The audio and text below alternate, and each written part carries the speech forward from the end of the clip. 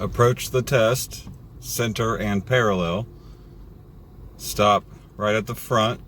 You will be told to go left or right, not both.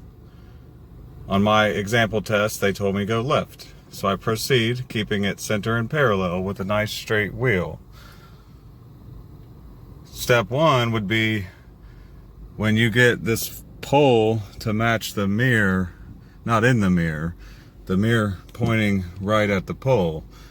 You could stop for 2 points and do what's called a 180 turn, which is half a turn. Then proceed.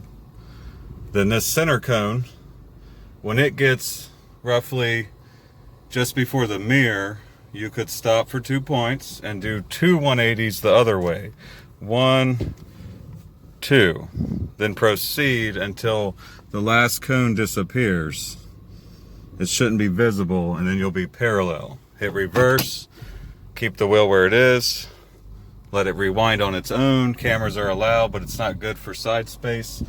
Look for equal gaps. This side needs to be the same as this side, which is about 1 foot on each side. You could stop at that point to try to keep that correct.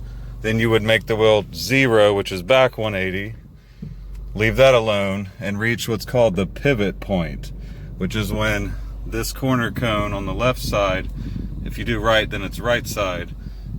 Pivot point is very valuable. You have to reach that pivot point, which is about now. So now those cones are done. You need to focus on the back 2 cones.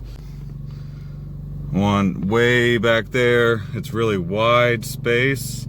So that's telling you to go towards it, 360. Look at the last cones only.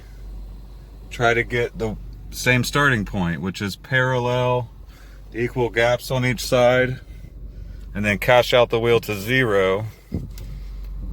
And didn't really need the camera for that. It's all about the mirror skill. So start and finish the same way. Straight wheel 0. I'm a little tight on the left side, that's fine.